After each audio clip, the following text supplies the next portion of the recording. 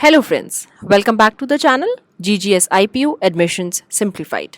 दोस्तों, आज की वीडियो स्टार्ट करते टाइम मैं खुद ही बहुत कंफ्यूज्ड हूँ और ये इसलिए नहीं है कि मुझे आइडिया नहीं है कि आज की वीडियो में बात क्या करनी है, पर एक्चुअल रीज़न ये है कि आज की वीडियो का टॉपिक ही ऐसा है जो हर एडमिशन लेने वाले स्टूडेंट को बहुत कन्फ्यूजन से घेरे रखता है।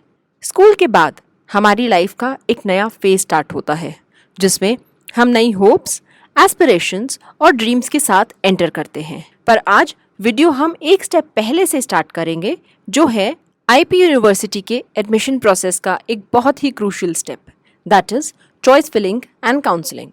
देखिए, वैसे तो लाइफ में हर स्टेप पर हम सभी के सामने बहुत सारी चॉइसेस आती हैं जिन्हें हम सभी अपनी अपनी समझ के अकॉर्डिंग फाइनलाइज करते हैं।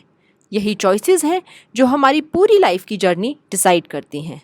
वैसे किसी बहुत समझदार इंसान ने मुझे कहा है, जो बात मुझे बेहद पसंद भी आई, कि लाइफ में अगर और तो का तो कोई एंड ही नहीं है।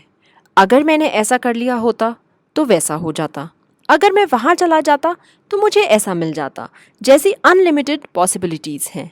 पर आज की हमारी वीडियो आपकी एटलीस्ट एक फ्यूचर में आने वाली अगर और तो की प्रोबेबिलिटी को कम करने के लिए ही है, जो है आपके सही कॉलेज सिलेक्शन के बारे में, जो तभी पॉसिबल है जब आप चॉइस फिलिंग और काउंसलिंग के पूरे टेक्निकल से प्रोसीजर को आज हमारे चैनल पर एकदम सिंप्लीफाइड तरीके से समझेंगे। तो इसलिए वीडियो को एंड तक बिना स्किप किए ज़रूर देखना है।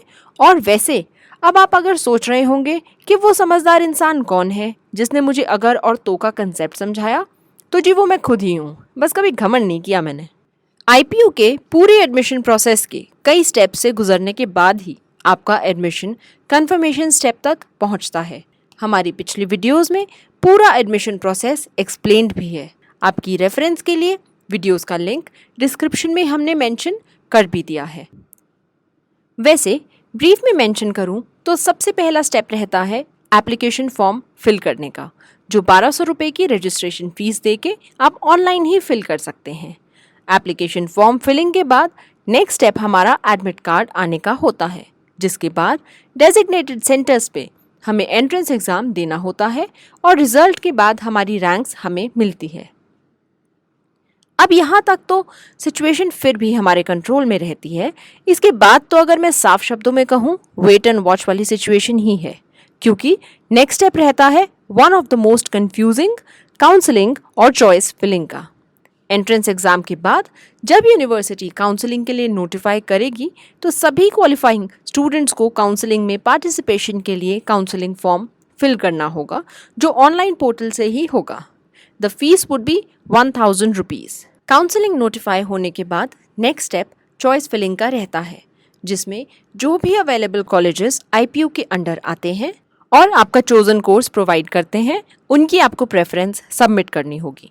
टोटल 3 राउंड्स में काउंसलिंग और सब्सिक्वेंट सीट एलोकेशन का प्रोसेस कंप्लीट किया जाता है और हर राउंड में सीट रैंक और मेरिट लिस्ट के बेसिस पे ही फाइनलाइज होती है।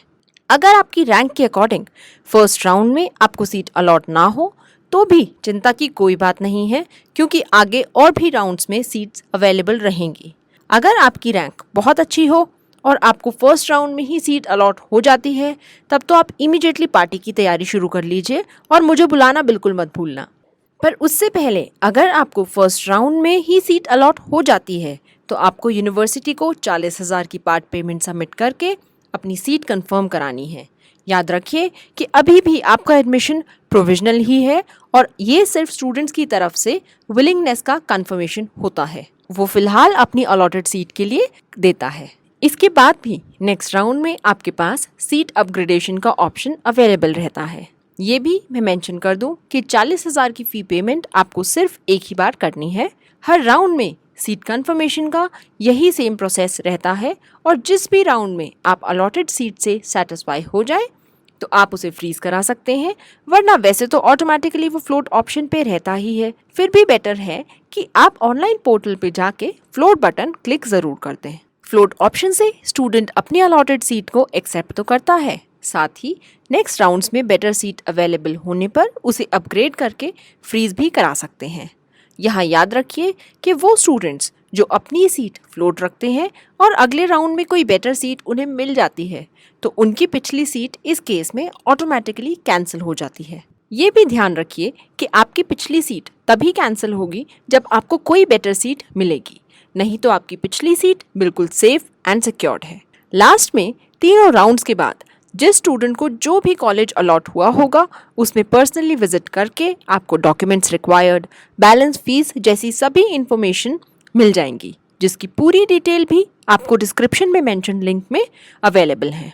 अगर किसी भी राउंड में 40,000 की फीस आप पे नहीं करते हैं या पहले से सबमिटेड फीस आप विड्रॉ करा लेते हैं तो उसके बाद किसी भी सब्सिक्वेंट राउंड में आपको कोई सीट अलॉट नहीं होगी, क्योंकि withdrawal of 40,000 is equal to withdrawal from the counselling process. फिर आप सीधे स्पॉट राउंड में ही बची हुई सीट्स के लिए एडमिशन में कंसिडर किए जाएंगे। वो तब होता है जब तीनों राउंड्स और स्लाइडिंग राउंड के बाद वेकेंट सीट रह जाएंगी। फिलहाल स्लाइडिंग राउंड 3 राउंड काउंसलिंग के बाद डिक्लेयर किया जाएगा, जिसमें सभी वेकेंट सीट्स को क्लब करके एक जनरल अपग्रेडेशन का राउंड किया जाता है और ये स्ट्रिक्टली मेरिट के बेसिस पे ही होता है। जीजीएस आईपीयू एडमिशन में आपको मौका भरपूर मिलेगा। अगर बाय चांस स्लाइडिंग राउंड में भी सीट ना मिल पाए तो स्टूडेंट्स के पास स्पॉट काउंसलिंग के थ्रू भी स्कोप है।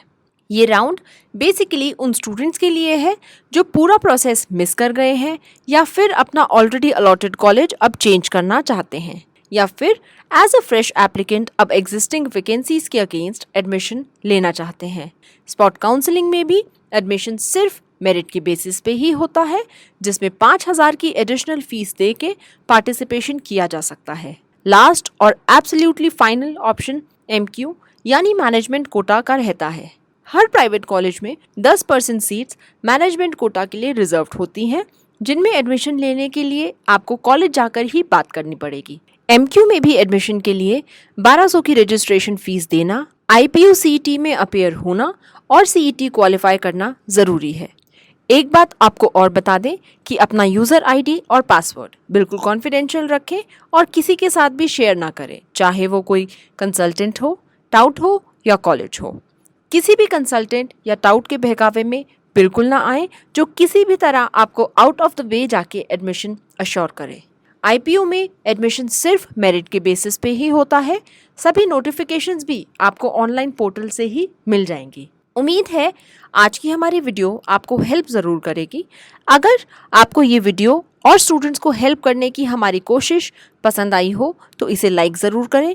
चैनल आपने अभी तक सब्सक्राइब नहीं किया है तो सब्सक्राइब भी ज़रूर कर दें और ज़्यादा से ज़्यादा वीडियो को शेयर करें। Stay connected to our channel GGS IPU Admissions Simplified and all my best wishes to you.